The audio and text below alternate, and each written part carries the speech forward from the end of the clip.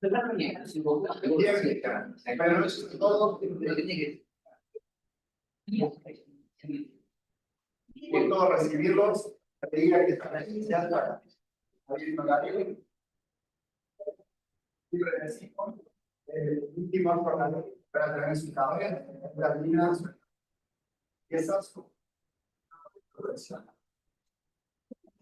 Con mi nombre, pasando abajo, junto al con el equipo de cátedra, final de la carrera de ingeniería civil, se encuentra el director del departamento de ingeniería civil, plan, decano, que un poco de teoría, está con otras actividades, que siempre está en estas situaciones, que va a la facultad. Evidentemente es un acto importante porque no trabaja ahora, se va trabajando con absolutamente profesionales. Y este es el último. O sea, de la línea de montaje están saliendo ya, como fabricar auto, bueno, acá están ingresando dos profesionales nuevos, bueno, van a defender su proceso. También está el ingeniero Roberto Vergara, que es el director de ambiente de la Universidad de Colón.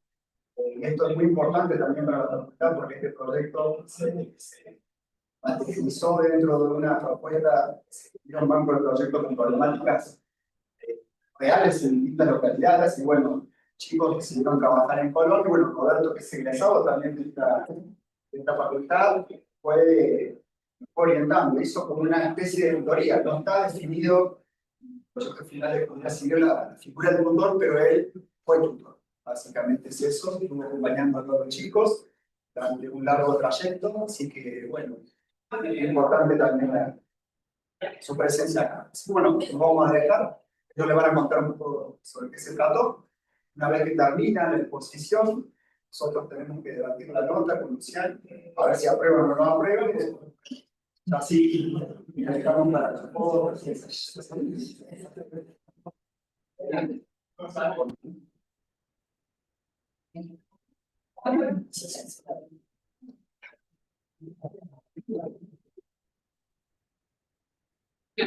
Bueno, buenas tardes a todos. Gracias por asistir el día de hoy, por tomarse el tiempo de venir. Bueno, nuestro proyecto final de carrera se titula Defensas Costeras con enfoque sustentable para la preservación y puesta en valor de reservas naturales. Cabe aclarar que cuando nos referimos, cuando hablamos de defensas costeras, no nos referimos a defensas contra lo que es la inundación, sino a defensas contra lo que es la erosión.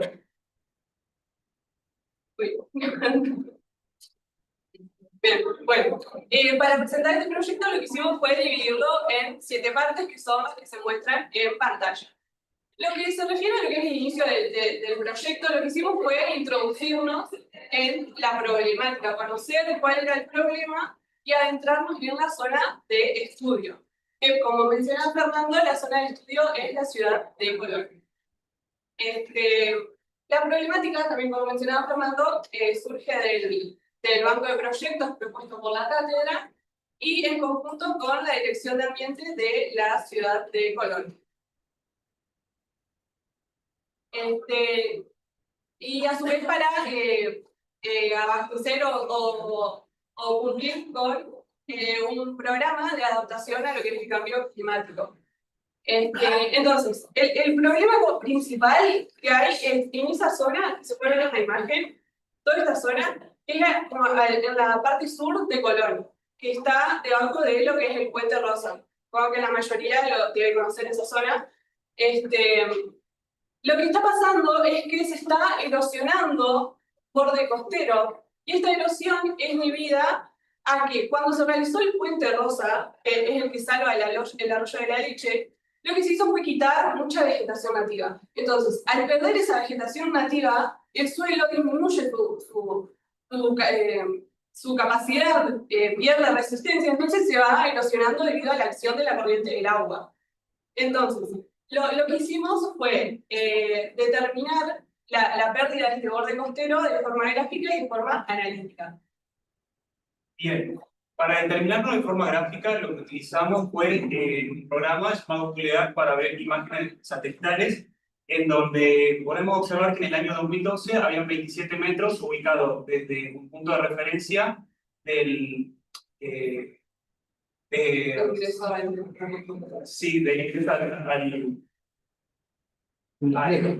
Sí, perdón. Hay una distancia que hasta el borde de la barranca era de 27 metros, pero en el año 2025 se observó que disminuyó 18 metros, por lo tanto determinamos un retroceso anual de aproximadamente de 70 centímetros.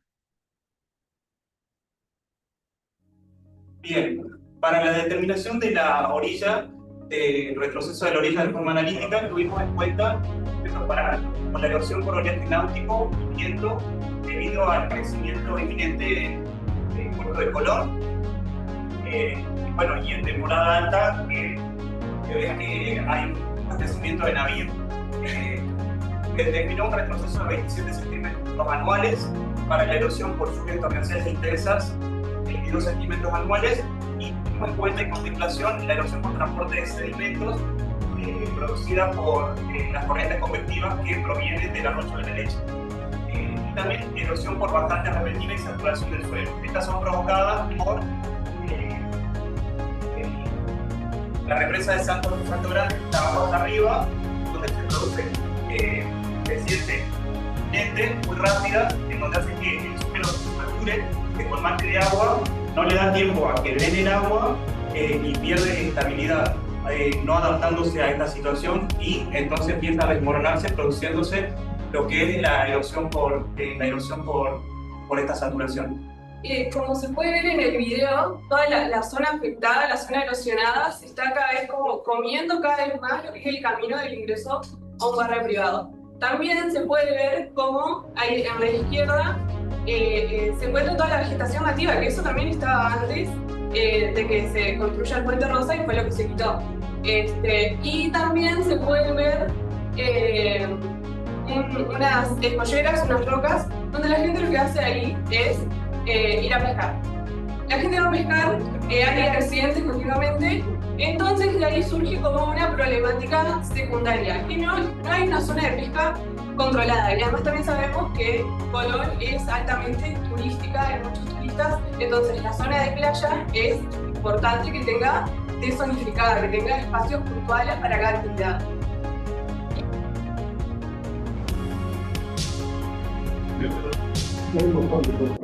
Ahí está. También se puede observar que en la situación actual del borde costero, que es producido por el oleaje náutico y el desmoronamiento, que es una característica principal, como se ve acá. Estas fotos fueron tomadas ayer y estas fotos fueron tomadas la semana pasada, de cómo se va produciendo esa característica de borde escalonado producido por el oleaje y la saturación del suelo. Acá vemos cómo está llegando a la infraestructura vial todo lo que es el borde costero erosionado.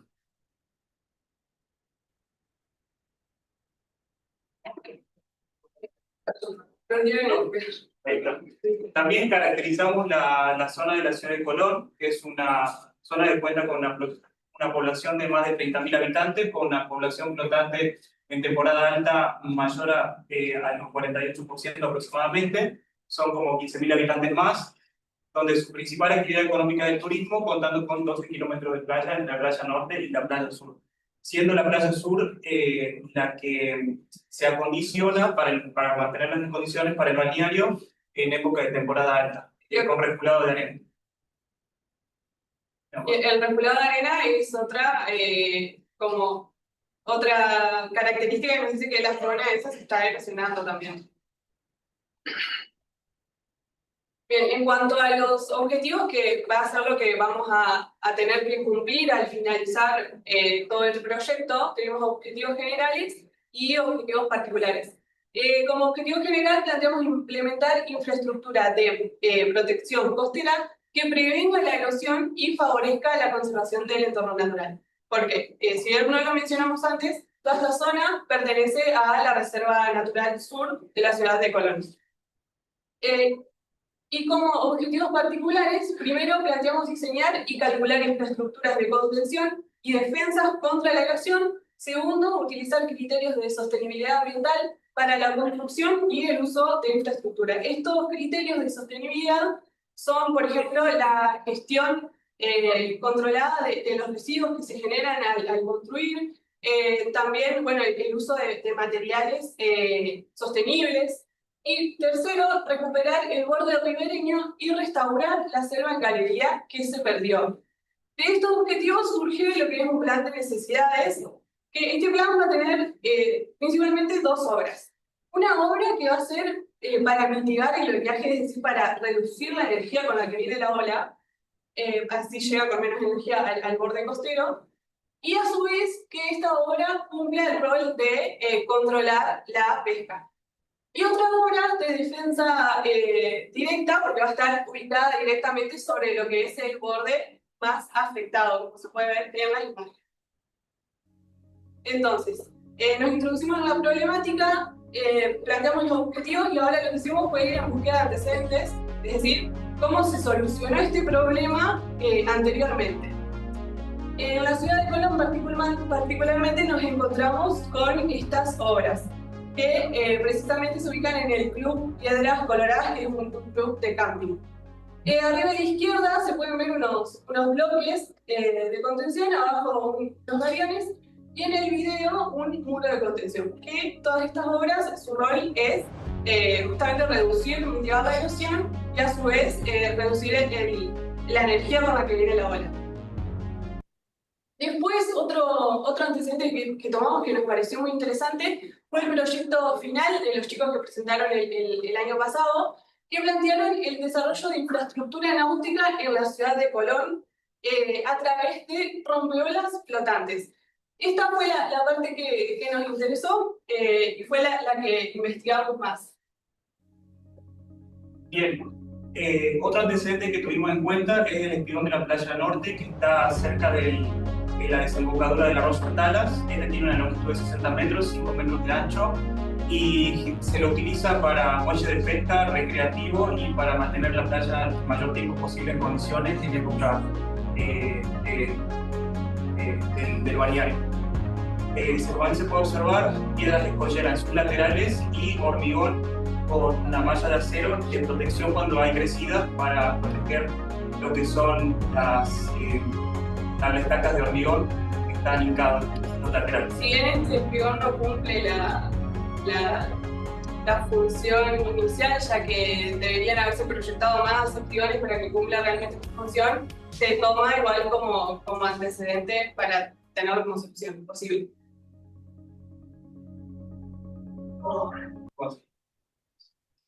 También, bueno, yéndonos a lo que es la ciudad de Corrientes, lo que hicieron fue realizar una serie de espigones metálicos para, bueno, justamente reducir y mitigar la erosión.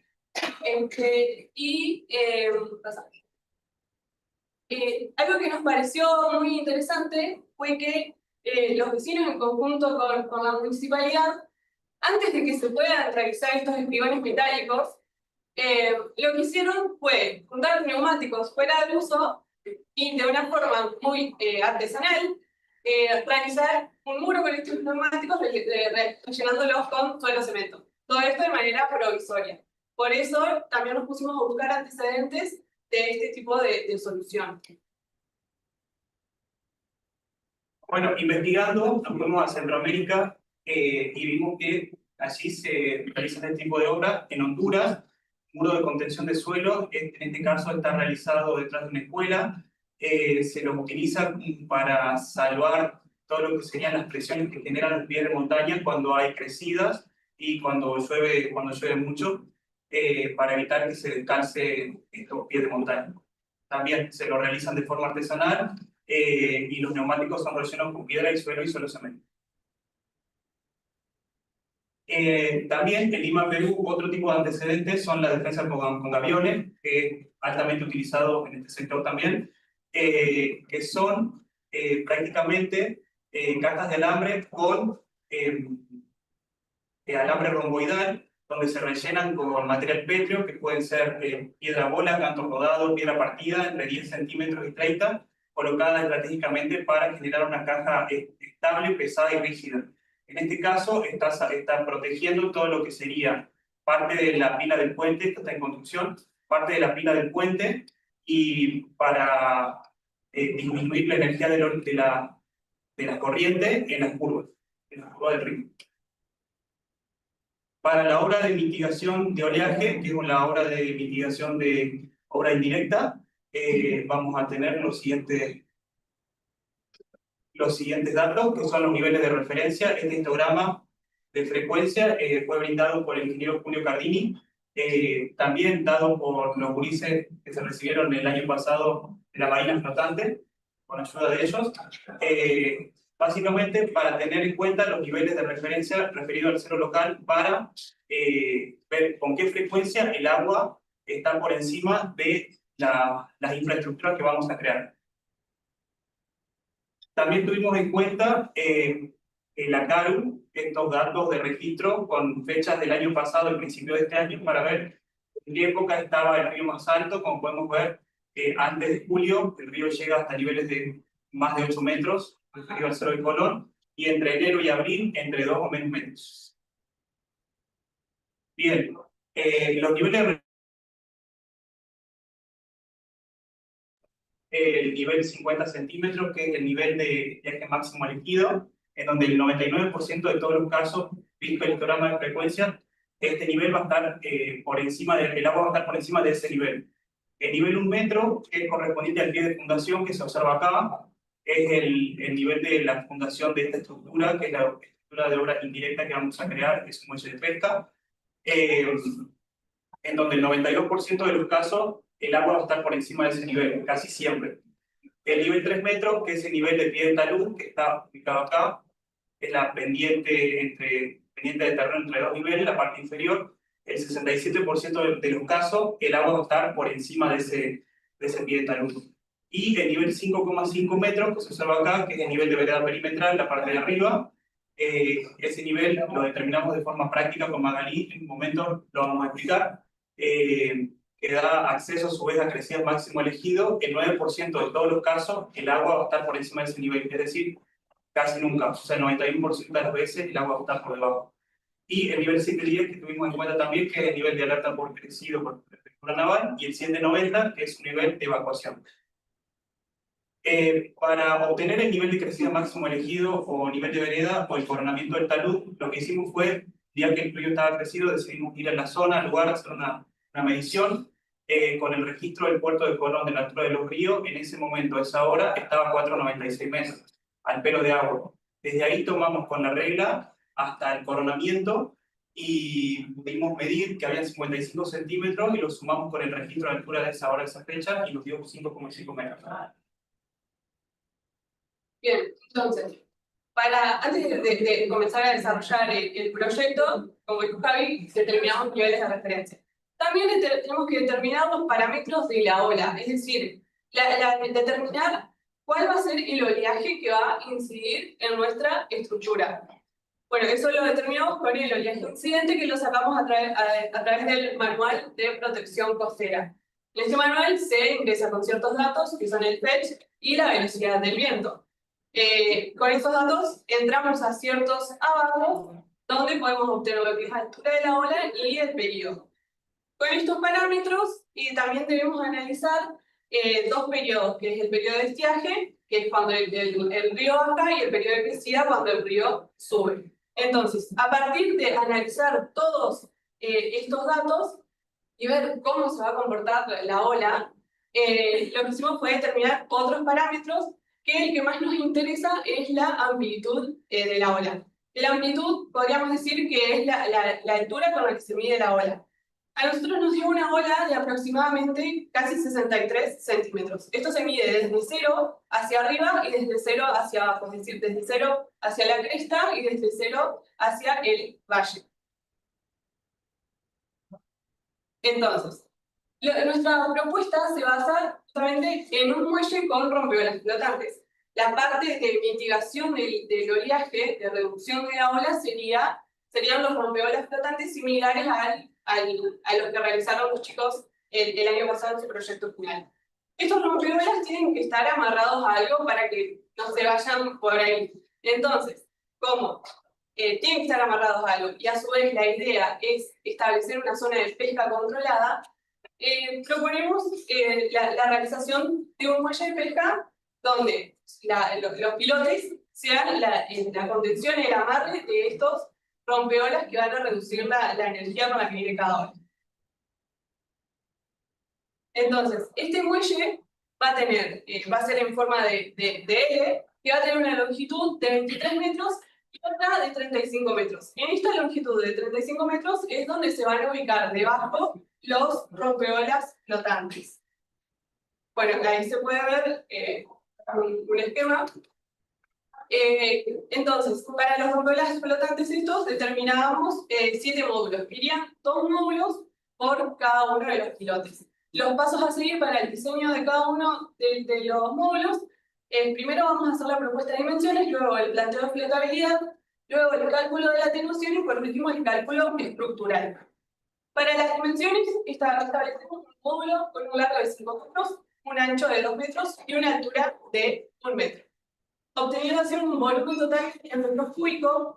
Claramente los metros cúbicos de hormigón no van a flotar, por eso pasamos al siguiente paso, que es el planteo de la flotabilidad. Lo que proponemos, al igual que los chicos que propusieron el año pasado, es hacer que cada uno de estos módulos sea hueco. Entonces, proponemos 3 cámaras, con lo cual se reduce la densidad de todo el conjunto y así se logra lo que es la flotabilidad. Con este planteo de la flotabilidad también lo que podemos establecer es la línea que va a estar, la línea que va a marcar cuánto va a estar sumergido el módulo. Entonces, cuánto va a estar por debajo y cuánto va a estar por encima de la línea de agua. Y con esto también podemos determinar cuál va a ser el área o la superficie que va a estar relacionada directamente con el impacto de la ola. Y por eso vamos a poder analizar cuál es la energía que se reduce al impactar la ola con el rompeolas.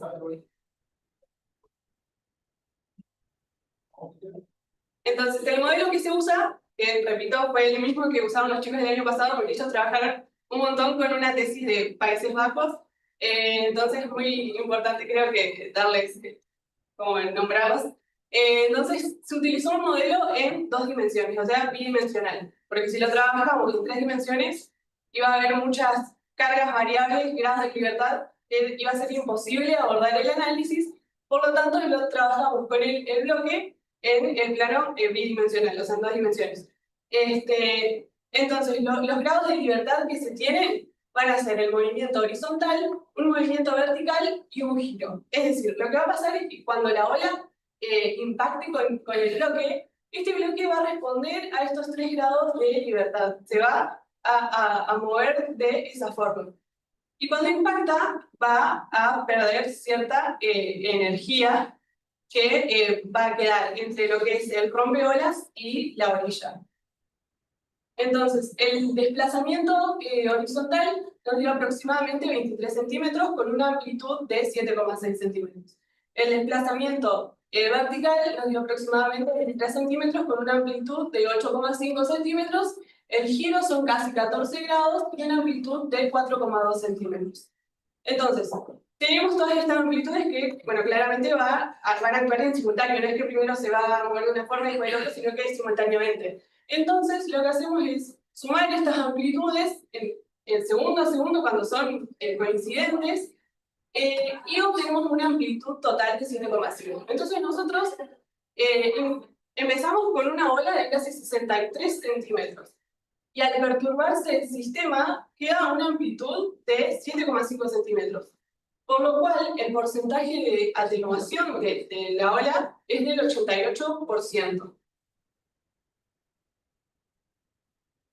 Entonces, determinamos todos esos pasos y ahora lo que hacemos es hacer el cálculo estructural, que bueno, seguimos el reglamento CIRSOC 201. Lo que hicimos fue hacer la verificación de las losas superior e inferior y también los tabiques interiores y los laterales, que además de tener en cuenta el peso propio, también tenemos que tener en cuenta el empuje que hay, la fuerza de empuje, ya que de un lado va a tener agua y el otro va a estar vacío. Bueno, bien. Para la ubicación del rompeolas y del muelle, porque van a estar uno debajo del otro, lo que se usó fue el manual SACE, que es un manual de ingeniería costera dado por los ingenieros del Ejército de los Estados Unidos, en el cual determinamos el ángulo en donde iba a ir colocado los rompeolas y el muelle. Teniendo en cuenta lo que sería la ola de incidencia directamente que va a golpear los rompeolas para que la ola se disipe lo mayor posible en lo que son el borde costero, que estaría en coincidencia y paralelo a lo que sería la infraestructura del camino. Este ángulo nos dio 60 grados respecto al camino.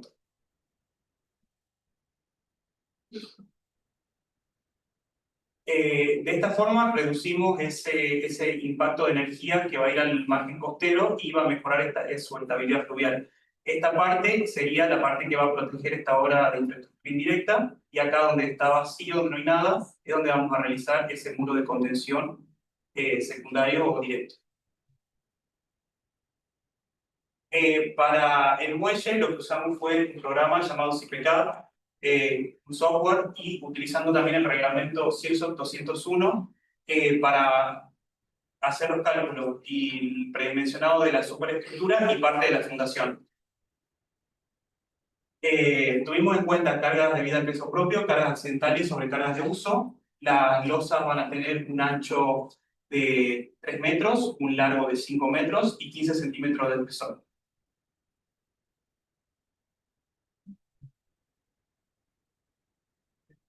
Las vigas van a tener un ancho de 30 centímetros, un ancho de 40 centímetros. Podemos observar acá una imagen de perspectiva de lo que arroja el programa y un corte para ver las armaduras longitudinales que predimensiona el programa y los streams. También las columnas se predimensionaron con 4,5 metros de longitud, 30 centímetros de diámetro, armaduras longitudinales que podemos observar acá que arroja también el programa, y pistas. Para la fundación, parte de la fundación la predimensiona el programa, pero la otra parte que serían los pilotes lo tuvimos que hacer de otra manera porque el programa no nos arroja, en donde los cabezales van a tener 80 centímetros de largo, 80 centímetros de ancho y 50 centímetros de altura. Podemos observar cómo las armaduras de la columna se insertan directamente en la armadura del cabezal, y tuvimos también en cuenta agresividades del suelo contenidas en el programa. Para la superestructura se tuvo en cuenta las cargas debidas al peso propio, que ya las considera el programa cuando se menciona.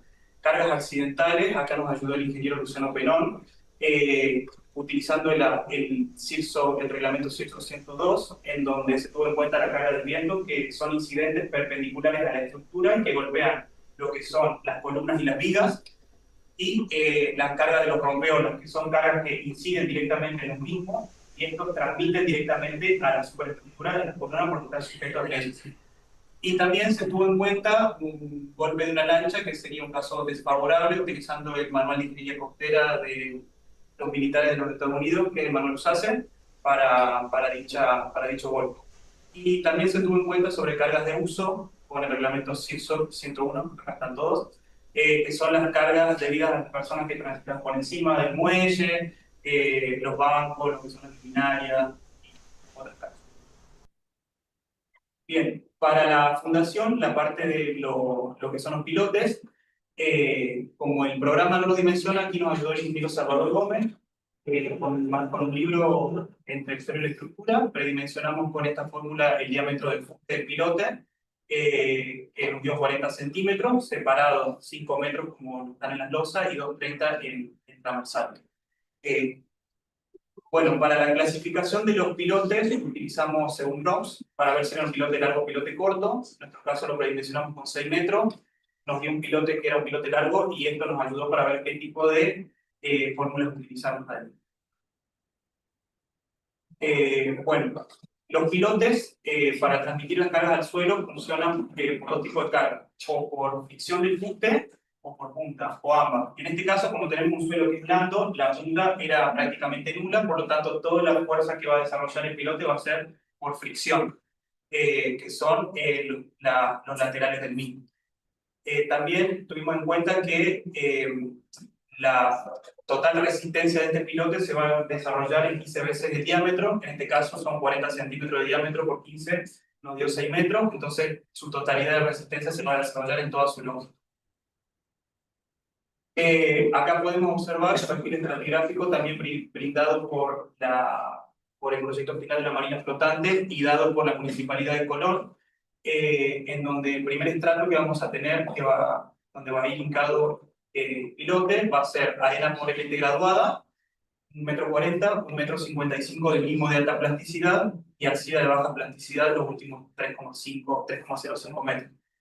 Podemos observar que el suelo es predominantemente arcilloso y limoso, suelo blando, y pudimos determinar que la carga admisible del pilote va a resistir, que es mucho mayor que la carga que ofrece la estructura en la parte superior. Por lo tanto, no van a haber asentamientos en su base.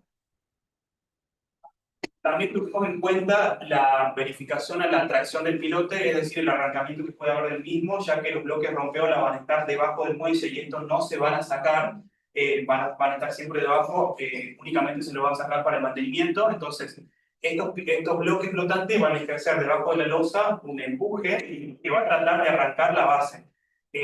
Acá pudimos calcular que la carga al arrancamiento es mucho mayor que la fuerza ascendente que ejerce un bloque, que es la carga que mencionó anteriormente Magalí, que es la fuerza ascendente, la carga que está en el bloque hacia arriba. Bien. Como mencionó Javi hace un momento, nuestra versión de CIPE no nos permite calcular lo que son los pilotes, las fundaciones. Entonces pasamos a otro programa que es CELROD. Como dijo también el mencionado, se determina un diámetro de pilote de 40 centímetros y una altura de 6 metros. Entonces, lo que hicimos en este programa, que trabaja simple a través de nudos y de barras, fue representar lo que es el suelo, o sea, dónde va a ir ubicado el pilote. Lo representamos a través de apoyos elásticos o resortes, como se ven en los numeritos 3, 4, 5, 6, que los determinamos según el coeficiente de balasto, que es una interacción entre el suelo y la estructura para los diferentes estratos. Entonces, a partir de este programa, calculamos lo que son los diagramas de corte, momento y desplazamiento, y con estos esfuerzos pudimos determinar la armadura de cada uno de los pilotes, también según CIRSO 201, quedando así una armadura de diámetro de 20 con estribos del 8. Bien, para el sistema de amarre entre bloques, lo que se tiene en cuenta es que van a estar sujetos unos con otros mediante estas botellas que están acá, que van a estar embebidas en el hormigón, y van a unirse mediante estos mosquetones universales inoxidables y cadenas de labor 160. Y a su vez, en la parte superior de lo que son los bloques flotantes se van a colocar estos dados de neopren para evitar que hayan golpes y roces excesivos cuando el agua suba y queden debajo de la losa. Para el sistema de amarre entre el bloque y el muelle, estos dos bloques que están acá se van a unir a la columna mediante este aro de sujeción con cartera metálica, en donde se van a sujetar con estas horquillas embebidas también en el hormigón y se van a hacer pasar pernos de seguridad autorrotantes y antirrobo. En la parte interior de este aro de sujeción se van a colocar estos aros de neopren, que es lo que utilizan los buzos por lo general, para evitar que hayan roces excesivos cuando el bloque sube y baja, y se lo coloca a 2 niveles de altura para evitar que los movimientos horizontales o los momentos perturben este enlace. Y también hay que tener en cuenta que también se deja un espacio aquí para que, no, porque no va a estar muy sujeto, sino que se deja un espacio para que puedan subir y bajar de forma cómoda. Bueno, acá podemos observar este renderizado. Esta imagen. Siguiente. Acá tenemos otro que puede ver cómo quedaría el muelle y bueno, y parte de los papeles flotantes. Bueno, para la obra de defensa directa contra la erosión, aquí lo que tenemos en cuenta es un muro de contención, el cual va a estar relleno en su parte interna por suelo seleccionado, en donde vamos a tener puntos positivos en las siguientes alternativas. Ambas alternativas van a compartir la restauración ecológica de la selva en galería perdida en la parte superior de este muro, una función de doble relleno vegetal, que es cuando las plantas ya sean bastante más antiguas, crean una sujeción en el suelo que va a ayudar al muro a soportar ese peso, y también la absorción de agua de lluvia. También es una integración con la defensa costera indirecta y con el paisaje. Se han seleccionado distintas especies como mataojo, espinillo, carrizal, sarandí, ingá, con ayuda del libro de la cargo entre árboles y arbustos, y un paisajista, guardaparque llamado Martín Génica. Entonces, lo que hicimos fue evaluar dos alternativas para esta obra. Primero, una obra de defensa costera con gaviones y por otro lado, una defensa costera con neumáticos fuera de uso. Para la obra de defensa costera con gaviones, esto es una obra convencional, es algo que ya se usa, ya se conoce, que, bueno, básicamente, como mencionó Javier, es una caja de alambre con piedras dentro. En las imágenes se pueden observar croquis en planta y en corte, que, bueno, en el corte se puede observar a la izquierda todo lo que iría relleno de un suelo seleccionado, donde encima de eso iría, no todavía, donde encima de eso, ¿no? Encima de eso iría plantada lo que se quiere revegetalizar, todas las especies nativas. Bueno, la ventaja de esto es que, como dije, es algo que ya se conoce y es algo que ya se usa. Y bueno, también, bueno, eso básicamente. Parece.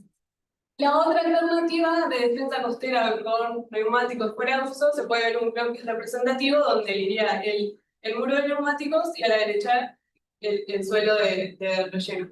Se puede ver, bueno, un croquis en planta y en corte de cómo iría distribuido. Y bueno, este muro lo que se hace es ir formando filas de neumáticos, bueno, podemos llamarlas hiladas, que la siguiente hilada irá retraída unos 5 o 10 centímetros de la anterior, formando una especie de escaleras. Este muro, bueno, gracias a su propio peso, mantiene estabilidad y además, bueno, a través de diferentes amarres, etc.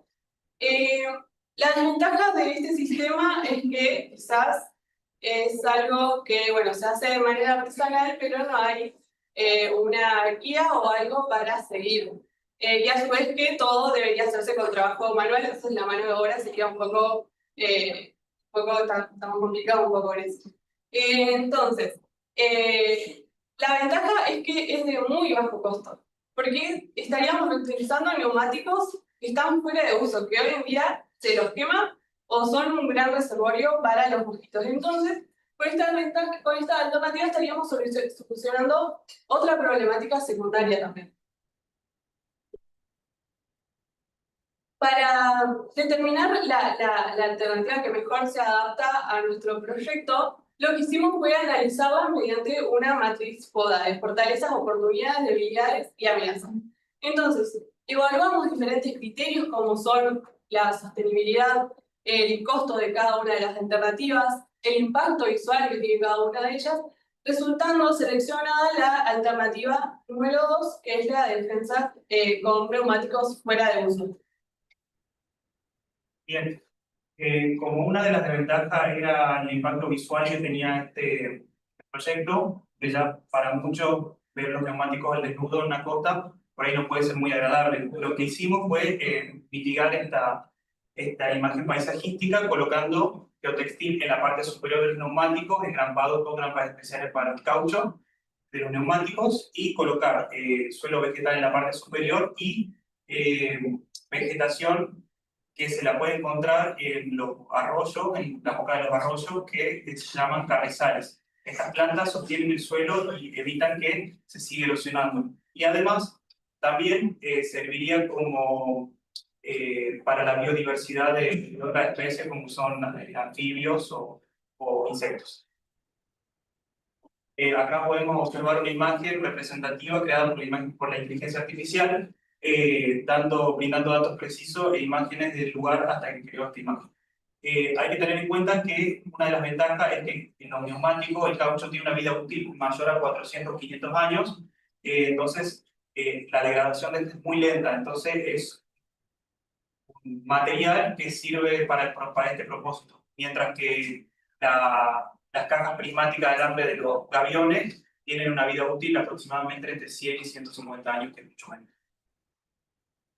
Bien, para el procedimiento de cálculo y diseño lo partimos en 4 partes. El cálculo de presión y el cálculo de empuje lo hicimos con un libro llamado Praxia Medas, editado por la Cátedra de Geotecnia. Y la verificación de estabilidad de características constructivas nos ayudó aquí la presente ingeniera Viviana Lucer de análisis y estructura 2 con el libro Muro de contención y muro de zona. Bien, para la teoría de cálculo de presiones vamos a utilizar dos teorías. La teoría de Coulomb o la teoría de Rankine. Pero nos pareció mucho más apropiado utilizar la teoría de Coulomb, ya que es más completa y más realista, ya que tiene en cuenta algunos parámetros que la otra no, como por ejemplo la luz natural, la pendiente del talud natural, el ángulo de fricción interna del suelo de relleno, el ángulo de fricción entre los neumáticos, que sería el material del muro, con el suelo de relleno interno, dado por datos de laboratorio de ensayo triaxial, y la pendiente del muro interno de la estructura. Con ello calculamos las presiones activas de Rankine, de Coulomb, teniendo en cuenta la altura del muro, que es 270, y también teniendo en cuenta que el peso específico del suelo se lo toma en estado saturado, ya que todas las partículas están colmatadas de agua y tienen mucho mayor peso, entonces más incidencia de la carga. Pero sería la condición más desfavorable para realizar el cálculo. También tuvimos en cuenta el ángulo de corte de falla para calcular el empuje activo de Coulomb, que sería el empuje máximo. En este caso tuvimos en cuenta distintos ángulos para formar estas cuñas de falla, que son volúmenes del suelo interno, tomados del borde interno del muro hacia la pendiente natural del talud, en donde, como podemos observar, ángulos muy pequeños dan pesos más altos. No, volveré porque en realidad lo quiero marcar con el puntero. Ahí. Ángulos más pequeños dan cuñas de falla más grandes, por lo tanto volúmenes de suelo más altos. Con esto no quiere decir que vamos a tener mayor empuje con mayores pesos. Vamos a encontrar un ángulo de falla en el cual va a haber un empuje que va a ser mucho mayor. Y es el que vamos a tener en cuenta para calcular ese empuje activo, que va a estar ubicado a un tercio de la altura del muro. Para la verificación de estabilidad vamos a tener en cuenta primero la estabilidad del vuelco, que es una verificación que lo realiza en el edificio rígido de una falla frágil que se genera en la base con un vuelco en el mismo, en donde tenemos en cuenta los momentos estabilizantes que son generados por el peso de la estructura y suelo que está por encima de la misma, y el momento de vuelco producido por el empuje activo que calculamos anteriormente, dándonos un coeficiente de seguridad del vuelco que nos ayuda a verificar que está por encima y verifica. También tuvimos en cuenta la verificación al deslizamiento, también teniendo un coeficiente de seguridad al deslizamiento, comparando el empuje activo con la fuerza horizontal. La fuerza horizontal no es más que todos los pesos que están encima de la estructura y por encima de la misma, y un coeficiente de rozamiento entre el material del muro y el suelo de la base de la misma. Como este coeficiente dio muy próximo verificándolo, y como es una estructura innovadora y flexible, lo que se hizo para mejorar esa resistencia al deslizamiento, se plantearon pesos muertos ubicados entre 3 y 5 metros internos al suelo, rellenos de hormigón y sujetos con cuerda de polipropileno, ubicados a la altura del empuje activo. Bien, también tuvimos en cuenta las tensiones del terreno. Esta tensión admisible del suelo en el lugar fue brindado también por la Cátedra de Geotecnia y datos de la Municipalidad de Colón, y verificamos con las tensiones que genera la estructura al suelo. Vimos que estas tensiones que se generan en la estructura del suelo son mucho menores que las admisibles por el mismo, por lo tanto, verifican. Y además, este diagrama triangular nos da información de que no va a haber despegue de cimiento. Perdón, no es una imagen triangular, es trapecio inversor. Todas estas verificaciones, como mencioné anteriormente, este tipo de estructura se hace de manera artesanal. No hay una teoría o algo que nos diga cómo calcular esto. Entonces, lo que hicimos fue tomar teorías de una estructura que es lo más similar, que es un muro de gravedad, y adaptarlas a lo que es este muro. Es un uso flexible e innovador, porque como dijimos, no hay cálculo o verificaciones para este tipo de estructura. Para la parte de los amarres entre módulos se utilizaron cuerdas de polipropileno de diámetro de 6 milímetros a 10 milímetros, utilizando un manual que generalmente lo utilizan en Honduras, y con ayuda de la inteligencia artificial podemos crear esta imagen para que se vea de forma real cómo irían entrelazados los mismos. Este material de cuerda de polipropileno lo que hace es que no se pudre con facilidad, resiste a la agresividad del suelo, a la humedad, tiene mucha vida útil y la resistencia a las tensiones son bastante elevadas. También para la cimentación del muro, como el muro tiene 270 metros de altura, vamos a entrar en una cimentación compleja con refuerzo suelo-cemento y drenaje superficial e interno. También tuvimos en cuenta lo que es la seguridad de los trabajadores, donde la pendiente de luz tiene que ser mayor a 90 grados, o en este caso que sean escalonadas y tengan relleno vegetal. Para ello, para la cimentación, para la armadura de la misma, tuvimos en cuenta las tensiones últimas del terreno. Con estas tensiones últimas calculamos los momentos últimos. Luego, con ayuda del reglamento Silson y tablas KD, pudimos obtener las armaduras longitudinal y transversal, que se ven a continuación, que son armadura longitudinal de 16 milímetros cada 20 centímetros, armadura transversal de 10 milímetros cada 20 centímetros, y armadura en el quiebre de lo que sería el emparrillado para refuerzo de 16 milímetros. Lo que hay que tener en cuenta, que utilizamos por MAGA, fueron armadura de fibra de vidrio reforzada y no armadura convencional, ya que va a estar expuesto a ambiente bastante agresivo. Esta característica de este tipo de armadura no convencional es que son 30% más económica, son 2 veces más resistentes aproximadamente y 9 veces más livianas, además que soportan todas las agresividades del frío y de la humedad. Para el cimiento se hizo una excavación de 60 centímetros, donde los primeros 20 centímetros se colocó una base de hormigón pobre para poder proteger todo lo que sería el cimiento de hormigón H25. Se colocó el emparrillado dentro del mismo y una altura de sobrecimiento donde se colocaron la primera fila de neumáticos fuera de uso, haciendo pasar lo que son estas armaduras que van sujetas al emparrillado, atravesando tres filas de neumáticos más para mejorar la resistencia, estabilidad y rigidez al deslizamiento de la base de los muros. En la parte superior del muro, para hacer un cerramiento, descoronamiento y mejorando la estabilidad, lo que se hizo, se colocó hormigón en los últimos 10 centímetros de la fila de neumático y se hicieron atravesar barras de fibra de vidrio reforzado de 12 milímetros para mejorar su rigidez y a la vez, si se quiere colocar arriba una baranda, le van a dar mejor refuerzo. También se tuvo en cuenta los drenajes internos, utilizando el manual USACE también, militar, utilizado en Estados Unidos, y estas obras se lo utilizan mucho en España también, para muros de contención. En este caso, para este tipo de muro, lo que se hizo es colocar tubos perforados y corrugados de 110 milímetros, es decir, casi 11 centímetros de diámetro, los cuales se los entrelazaron con geotextil no tejido para evitar que filtren las partículas del suelo seleccionado, y luego se colocó una grava drenante por encima, así como se puede ver acá, la grava drenante por encima, y luego se colocó otra capa de geotextil colocado por encima del mismo, para evitar que todas estas partículas colmaten y tapen el drenaje. Acá vemos lo que es el corte, una vista de planta, y acá es donde va a estar colocado el drenaje debajo del objetivo para disminuir su peso. Finalmente, podemos observar una infraestructura complementaria que se realizó en la zona, que es un paseo costero hecho con neumáticos fuera de uso. Para esta obra, lo que se hace es una excavación, una nivelación, se colocan los neumáticos, luego se los rellenan. Esta obra es un diseño preliminar únicamente, falta nivelarlo para que puedan caminar las personas normalmente por arriba, pero es esquemático para que ustedes vean.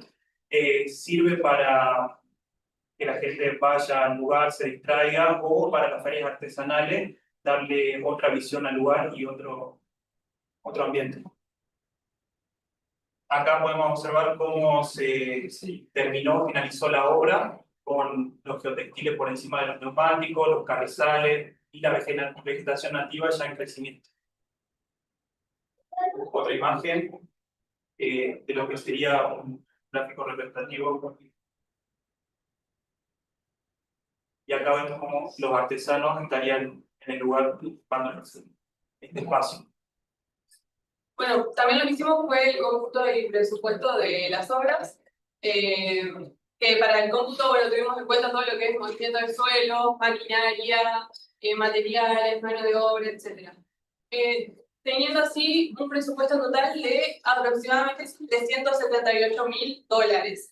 El 15% corresponde a lo que es el muro con neumáticos fuera de uso y el 85% corresponde a un muelle, al muelle y rompeolas con un total de aproximadamente $321.000. Para tener una idea de cuántos son $56.700, lo que hicimos fue compararlo con una Toyota Hilux usada, que es más cara incluso que el muro. Así que, bueno, no, es bastante económico. Pasa. También lo que hicimos fue un estudio de impacto ambiental.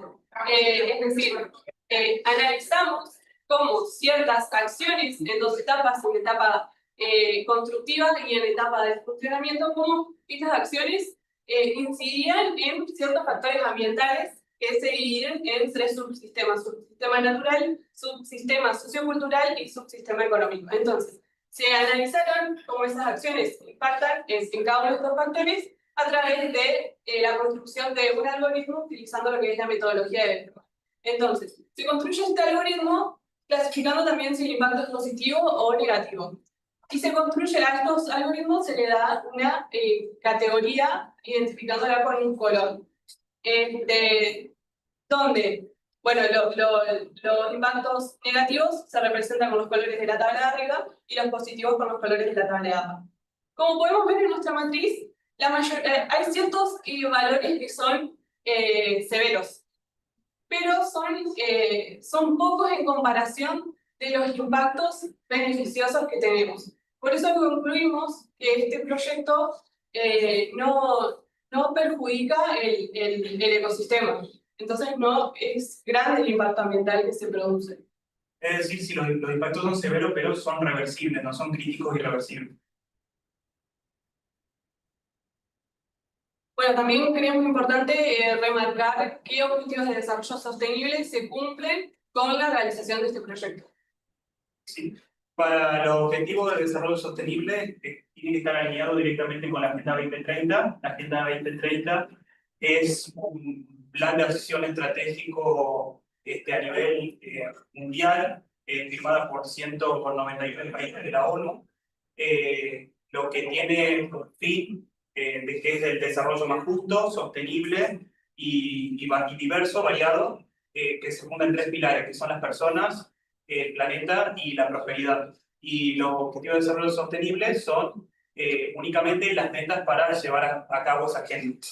Tuvimos en cuenta 7 de los 17 ODS estudiados entre las dos infraestructuras. La primera es agua limpia y saneamiento, trabajo decente y crecimiento económico, industria, innovación e infraestructura,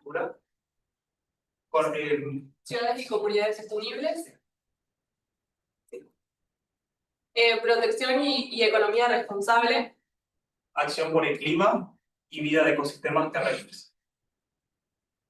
Bueno, por último llegamos a la parte de las conclusiones y bueno, concluimos que todo este proyecto fue un desafío valioso y a su vez nos dimos cuenta que aplicamos muchísimos conocimientos de muchas materias que dimos durante toda la carrera, fusionando todo lo que es teoría y práctica. Y a su vez fue un trabajo interdisciplinario porque hicimos consulta a expertos en distintas áreas. Bueno, hay un poco de bibliografía que usamos. Bueno, este proyecto consideramos que no solo aporta una solución funcional, sino que también simboliza una forma de hacer ingeniería con compromiso y responsabilidad ambiental. Bueno, recuperamos saberes, espacios, materiales en desuso. Y a su vez, este proyecto marca lo que sería el comienzo de la ingeniería civil al grupo GELAC, que es el Grupo de Energías Limpias y de Adaptación al Cambio Climático, ya que se propone la realización de lo que es un manual de construcción, o sea, una guía práctica para futuras aplicaciones, ya que como mencionamos reiteradas veces, este tipo de obra con neumáticos fuera de uso es algo que ya se hace, pero no hay un respaldo técnico que te ayude a seguir cómo verificar eso, que eso funcione. Por eso se propone la realización de este manual. Y con esto concluimos la presentación de nuestro proyecto final de carrera. Gracias por su atención.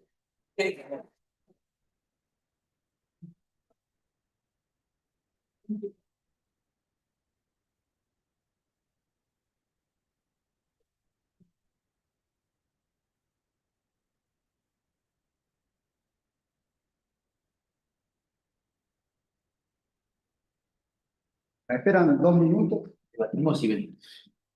Bien, sigue saliendo.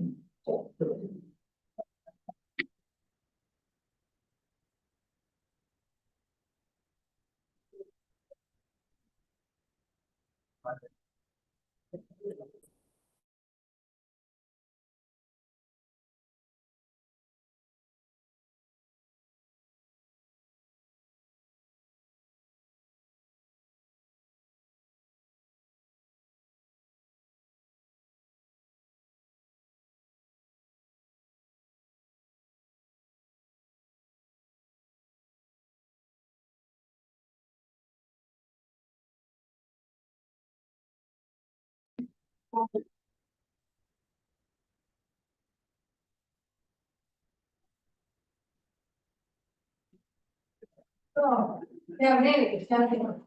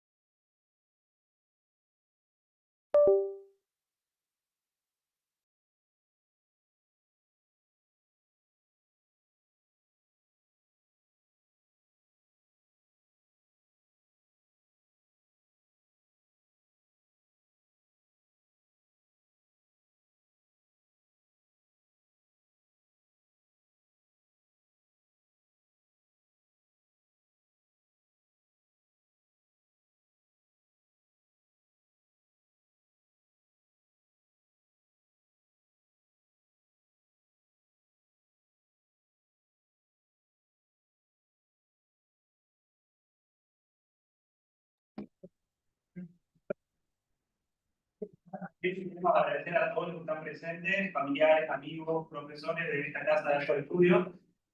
No más que nada que vengo de otra ciudad, más para los que no me conocen. La verdad, agradezco la acogida que nos dieron aquí, aquí el ingeniero Pablo Blanc, y bueno, y todos los presentes, Roberto, la ingeniera, bueno, todos, muchas gracias. Bueno, y agradecer a la Universidad Pública por darnos la oportunidad de estudiar y bueno, también me quedo con todas las personas muy valiosas que fui conociendo a lo largo de toda esta trayectoria.